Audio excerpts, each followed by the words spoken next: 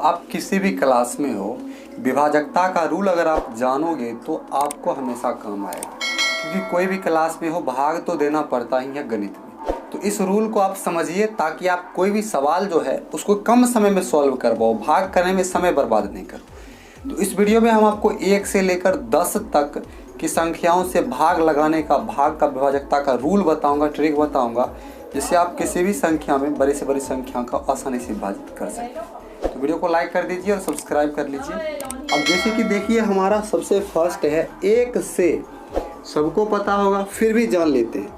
1 से विभाजकता का रूल होता है कि कोई भी संख्या, जो भी संख्या हो वह 1 से हमेशा विभाजित होगी। कोई भी संख्या, यह आपको पता होगा, बताने की आवश्यकता नहीं है। चलिए अब दूसरा जानते हैं 2 से विभाजकता का नियम। आप लिखते जाइए। देखिए 2 से विभाजकता का रूल है, यदि किसी संख्या के इकाई स्थान पर 0, किसी संख्या के इकाई स्थान पर 0, 2, 4, 6, 8 इनमें से कोई भी अंक रहे इकाई स्थान पर, तो वह संख्या 2 से पूर्णतः विभाजित होगी। फिर से समझिए, यदि किसी संख्या के इकाई स्थान पर 0, 2, 4, 6, 8 रहे तो वह संख्या 2 से पूर्णतः विभाजित होगी। अभी आपके सामने हम एग्जाम्पल लेते हैं 40, 62, उसके बाद 44 ले लेते हैं, 96 ले लेते हैं और 98 ले लेते हैं। अब कहिएगा ये तो छोटा छोटा संख्या लिया आप, इसको तो सबको पता है। कोई भी संख्या आपके मन से यहाँ पर लिख दीजिए 5, 4, 6, 5, 4, 6, 7, 8, 9, लास्ट में ये इसमें से कोई आना चाहिए। इतना बड़ा संख्या है, किसी को पता है विभाजित होगा 2 से या नहीं। अब इकाई अंक इसमें देखिए, लास्ट इधर से इकाई होता है, तो ये इकाई स्थान पर देखिए क्या है, 0 है। इकाई स्थान पर 0, 2, 4, 6, 8 में से कोई भी आ जाए तो वह 2 से पूरा विभाजित होगा, यह संख्या 2 से पूर्णतः विभाजित होगा। उसी प्रकार से 40 में भी 2 से पूरा भाग लग जाएगा इन सारे संख्या में। तो रूल को हमको समझना है। एग्जाम्पल आप समझ गए कि यदि किसी संख्या के इकाई स्थान पर 0, 2, 4, 6, 8 रहे तो वह संख्या 2 से पूर्णतः विभाजित होगी। चलिए अब हम जानते हैं 3 से विभाजकता का नियम। देखिए 3 से विभाजकता का नियम भी बिल्कुल आसान है। आपको थोड़ा सा अगर बड़ा संख्या दिया रहे तो जोड़ थोड़ा स्पीड में करना पड़ेगा। 3 से विभाजकता का नियम है, यदि किसी संख्या के अंकों की संख्या में 3 से पूरा भाग लग जाए तो वह संख्या 3 से पूर्णतः विभाजित होगी। अब इसको समझिए, जैसे हम एक संख्या लेते हैं 5, 4, 6, 3, 5, 1, इतना बड़ा हम एक संख्या ले लिए। अब हमसे पूछा जाए कि इस संख्या में 3 से भाग लगेगा पूरा या नहीं, सिर्फ देख कर कोई बताना है, तो तब हम क्या करेंगे। देखिए अभी आपको क्या बताएं, यदि किसी संख्या के अंकों के योग में 3 से भाग लग जाए तो वह संख्या 3 से पूर्णतः विभाजित होगी। अभी देखिए यहाँ पर क्या है, 5 है तो 5 लिख लेंगे, प्लस 4 है तो 4, 6 है तो 6, 3, फिर 5, फिर 1, सभी अंक को लिख लिए प्लस का चिन्ह देकर। अब सबको जोड़ लीजिए, 5, 4, 9, 9, 6, 15, 3, 18, 5, 23, 1, 24। जोड़ने के बाद देखिए 24 आ जाता है। अब इस 24 में 3 से भाग दीजिए, 8 बार में लग जाता है। तो दी गई संख्या के अंकों का योग यदि 3 से पूर्णतः विभाजित हो जाए तो वह पूरी संख्या 3 से विभाजित होगी। यह संख्या अब 3 से विभाजित होगी। आप भाग देकर चेक कर सकते हैं। देखिए भाग देते हैं, 3 एकम 3 तो 2 बचता है, तो 3 8 24 कट गया, 3 दूना 6, 3 एकम 3, फिर 3 एकम 3, 3 7 21, इतना बार में कट जाएगा ये संख्या। तो 3 से विभाजकता का रूल ये है कि यदि दी गई संख्या के अंकों का योग 3 से विभाजित हो जाए तो वह पूरी संख्या 3 से विभाजित होगी। अब 4 से जानते हैं। वैसे अगर आप 2 से विभाजकता का नियम जान लिए तो आपको 4 से जानने की आवश्यकता नहीं है, फिर भी समझते हैं। देखिए 4 से विभाजकता का नियम भी बिल्कुल आसान है। समझिए, यदि दी गई संख्या का इकाई और दहाई अंकों से बनी संख्या 4 से पूर्णतः विभाजित हो जाए तो वह संख्या भी 4 से विभाजित होगी।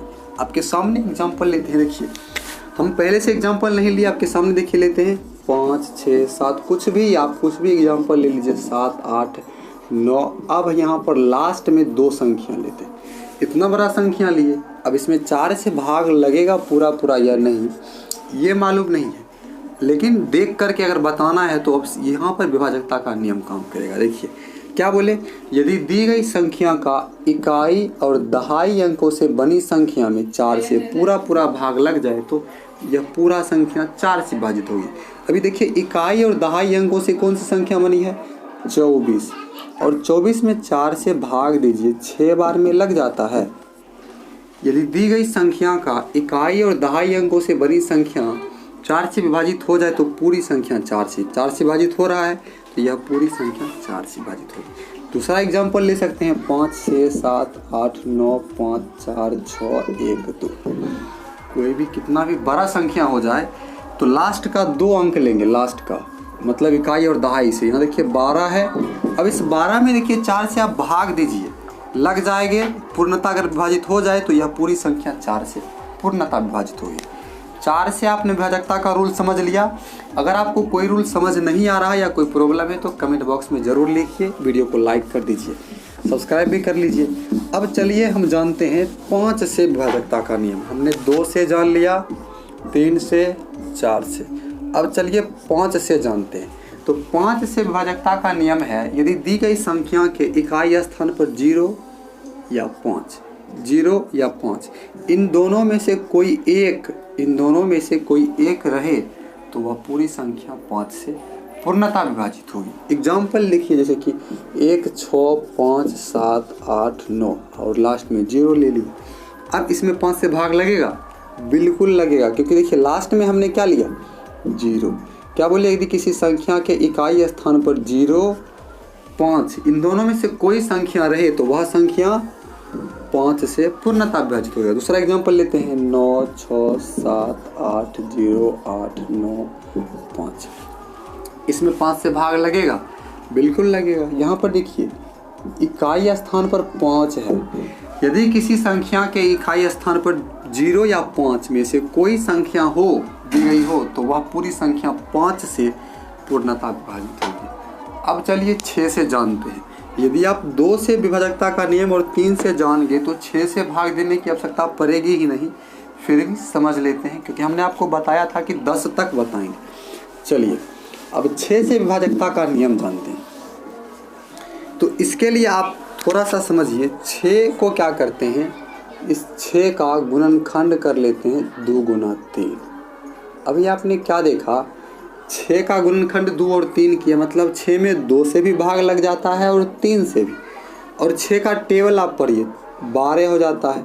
अब 12 का भी गुणनखंड कीजिए, 2 गुना 3। 12 के गुणनखंड में देखिए 2, 2, 3 आया। एक और अभी आप समझिए आपको क्या समझाना चाह रहे हैं। 12 के बाद 6 का ही कोई और ले लेते हैं, जैसे 6 का टेबल 6 दूनी 12, 6 त्रिक 18, 6 चौक 24। चलिए 24 ले लेते हैं, इसका गुणनखंड करते हैं तो यहाँ पर आ जाएगा इस प्रकार से 2 दूना 4, दूना 8, 3 24 आ गया। देखिए 2, 2, 3, मतलब 6 के यहाँ पर देखिए 6 का जितना भी हम गुणज लिए और उसका गुणनखंड किए तो 2 और 2 और सिर्फ 2, 3 ही आता है। इसका मतलब इसका रूल भी इसी प्रकार से है, यदि दी गई संख्या 2 और 3 से पूर्णता विभाजित है तो वह संख्या 6 से भी विभाजित होगी। यदि दी गई संख्या 2 और 3 से पूर्णता विभाजित है तो वह संख्या 6 से विभाजित होगी। अब इसका एग्जाम्पल समझ लेते हैं। चलिए हम एग्जाम्पल ले लेते हैं। अब यहाँ पर देखिए हमने ये संख्या लिया 54, 65, 16, इतना बड़ा संख्या लिया। अब ये 6 से विभाजित होगा पूर्ण रूप से। तो अभी आपने 2 और 3 से विभाजकता का रूल पढ़ा है, अब ध्यान से समझिए। 2 और 3 से आपने पढ़ा है तो इसमें देखिए 2 से भाग लगेगा। अब इकाई अंक पर 6 है, 2 से रूल क्या पढ़े थे, इकाई स्थान पर 0, 2, 4, 6, 8 होना चाहिए, तो 6 है मतलब 2 से लग जाएगा। अब 3 से, तो 3 से आपने रूल क्या पढ़ा था, अंकों का योग अगर 3 से विभाजित है तो जोड़ लीजिए, 5 + 4 + 6 + 5 + 1 + 6 जोड़िए, 6 1 7 5 12 6 18 4 22 22 5 27, 27 में 3 से भाग दीजिए, 9 बार में। तो इस संख्या में 2 और 3 दोनों से भाग लग जाता है, इसीलिए 6 से भी भाग लगेगा। आपने समझ लिया। 6 से विभाजकता का रूल कहता है यदि दी गई संख्या 2 और 3 से पूर्णता विभाजित होगी तो वह पूरी संख्या 6 से विभाजित होगी। समझ गए। अब यहाँ पर अब हम जानते हैं 7 से विभाजकता का नियम। 1 से लेकर 10 तक में सबसे अगर जटिल कहिए तो 7 से विभाजकता का नियम जो है सबसे जटिल है। अब इसको समझते हैं, चलिए आराम से आप समझिए। चलिए जानते हैं 7 से विभाजकता का नियम। देखिए 7 से विभाजकता का नियम बोलता है कि यदि दी गई संख्या के इकाई अंक में जो इकाई स्थान पर जो अंक रहता है उसको दुगुना करके अब जो शेष संख्या बचे उसमें तब तक घटाते जाते हैं जब तक प्राप्त संख्या 7 से विभाजित न हो जाए। यदि प्राप्त संख्या 7 से विभाजित हो जाए तो वह संख्या भी 7 से विभाजित होगी। अभी परिभाषा आपके दिमाग से भाग गया होगा, लेकिन आप एग्जाम्पल से बेहतर समझिएगा। जैसे कि देखिए हमने यहाँ पर 2 एग्जाम्पल ले लिया है। 16,807। अब यहाँ पर देखिए ये संख्या 7 से विभाजित है या नहीं है, जांच करते हैं। अभी आपको क्या बताए, दी गई संख्या का इकाई अंक देखिए 7 है, तो दी गई संख्या के इकाई अंक का 2 गुना करते हैं। अब 7 का जब 2 गुना करेंगे तो क्या हो जाएगा, 14 हो जाएगा। और बची हुई संख्या 7 का 2 गुना किए 14 हो गया, बच गया 1680। अब 1680 में 14 को घटा दीजिए तो 10 से 4 6, उसके बाद 7 से 1 6, तो 1666 बचता है। अब 1666 बचता है, 1666 में देखिए इकाई अंक 6 है। अब 6 का 2 गुना करते हैं, तो 6 का 2 गुना करेंगे तो 12 हो जाएगा। अब इस 6 का 2 गुना किए तो इस 6 को छोड़ देंगे, अब बचेगा 166। तो 166 में 6 का 2 गुना 12 हो गया, घटा देते हैं। तो घटाने के बाद 4 5 1 154 आ गया। अब 154 क्या करते हैं, जैसे 154 आया तो 154 का इकाई स्थान देखिए 4 है। अब 4 का 2 गुना करेंगे तो 4 का 2 गुना करेंगे तो 8 हो जाएगा। तो 154 में 4 का 2 गुना किए तो 4 को छोड़ देंगे, अब बचा 15। 1508 को घटाए 7 प्राप्त हुआ। मतलब आपने अभी देखा कि जो दी गई संख्या के इकाई अंक का 2 गुना करके शेष संख्या में घटाते हैं, फिर जो इकाई अंक बनता है उसको 2 गुना करके शेष संख्या में घटाते हैं, और जब तक लास्ट में जो प्राप्त संख्या हो अगर उसमें 7 से भाग लग जाए तो पूरे संख्या में 7 से भाग लगेगा, अगर नहीं लगे तो भाग नहीं लगेगा। अब 7 बचा तो 7 में 7 से भाग लग जाएगा, तो 16,807 में भी 7 से भाग लगेगा। अभी आप देखिए दूसरा एग्जाम्पल समझिए, एग्जाम्पल से आप समझोगे। देखिए 31,696 यहाँ पर लिए। अब 696 का इकाई स्थान देखिए 6 है ना, तो 6 का 2 गुना करेंगे, 6 का 2 गुना 12 हो जाता है। अब बची हुई संख्या 3169 बच गया, 3169। इस 6 को छोड़ देंगे, इस 6 को 3169 बचा। अब इसमें से ये 12 घटा दीजिए, तो घटाने के बाद 7 5 1 3 3157 आया। अब लास्ट में जो ये 7 आया, इस 7 का फिर 2 गुना कीजिए तो 14 हो जाता है। 7 का 2 गुना 14 और बचा 315, तो 315 में 14 घटा दीजिए। 315 में 14 जब घटाइएगा तो 301 प्राप्त होगा, 301। अब यहाँ देखिए 301 जो हुआ तो लास्ट में 1 है, तो 1 का 2 गुना कीजिए, तो 1 का 2 गुना क्या होगा, 1 गुना 2 मतलब 2 प्राप्त होगा। अब बच गया जो 1 को छोड़कर जो संख्या बचा 30, और 30 में 2 को घटा दीजिए 28। अब बची हुई संख्या देखिए 28 जो प्राप्त हुआ, इसमें 7 से भाग लगेगा, बिल्कुल 7 चौक 28, तो इस पूरी संख्या में भी 7 से भाग लगेगा। मतलब यदि दी गई संख्या का इकाई अंक का 2 गुना करके शेष संख्या में तब तक घटाते हैं जब तक कि प्राप्त संख्या 7 से पूर्णतः विभाजित न हो जाए। अगर 7 से विभाजित हो जाएगा तो वह पूरी संख्या 7 से पूर्णतः विभाजित होगी, यदि नहीं हो तो नहीं होगी। चलिए अब 8 से विभाजकता का नियम जानते हैं। 8 से विभाजकता का नियम भी बिल्कुल आसान है, बिल्कुल 4 की तरह है। 4 की विभाजकता का नियम में आपने क्या देखा था कि अंतिम बनी अंकों की संख्या का अंतिम 3 अंक से बनी संख्या विभाजित हो जाए, तो इसमें भी देखिए उसी प्रकार से है। अब 8 से विभाजकता का नियम जो है इसी प्रकार से होगा। अब 8 से विभाजकता का नियम भी इसी प्रकार से होगा। मतलब 8 से विभाजकता का नियम कहता है कि यदि दी गई संख्या के अंतिम 3 अंक इकाई, दहाई और सैकड़ा, अंतिम 3 अंकों से बनी संख्या अगर 8 से पूर्णतः विभाजित हो जाती है तो दी गई संख्या भी 8 से विभाजित होगी। एग्जाम्पल लेते हैं, जैसे कि मान लीजिए 5 6 7 8 1 6 0। अब देखिए इतना हम एग्जाम्पल इतना बड़ा संख्या लिए, अब इसमें 8 से भाग लगेगा या नहीं लगेगा जांच कर लेते हैं। तो क्या बोले, अंतिम 3 अंकों से अंतिम से देखिए 3 अंक के लिए, अंतिम 3 अंकों से बनी संख्या 160 है, तो 160 में 8 से भाग लग जाता है, 20 बार में लग जाता है, तो ये पूरी संख्या क्या होगा, 8 से विभाजित होगा। मतलब अगर दी गई संख्या के अंतिम 3 अंकों से बनी संख्या 8 से विभाजित हो जाए तो पूरी संख्या में 8 से भाग लग जाएगा। कोई भी एग्जाम्पल आप ले सकते हैं। अब चलिए 9 से जानते हैं, तो 9 और 3 बिल्कुल समान है। मतलब यदि दी गई संख्या के अंकों का योग 9 से पूर्णतः विभाजित हो जाए तो वह पूरी संख्या 9 से विभाजित होगी। जैसे कि एग्जाम्पल लेते हैं 57,447। अभी हमने एग्जाम्पल लिया 57,447। अब जांच करना है इसमें 9 से भाग लगता है या नहीं। तो अभी आपको क्या बताएगा, दी गई संख्या के अंकों का योग 9 से पूर्णतः विभाजित हो जाए तो इस संख्या में भी 9 से विभाजित भाग लगेगा।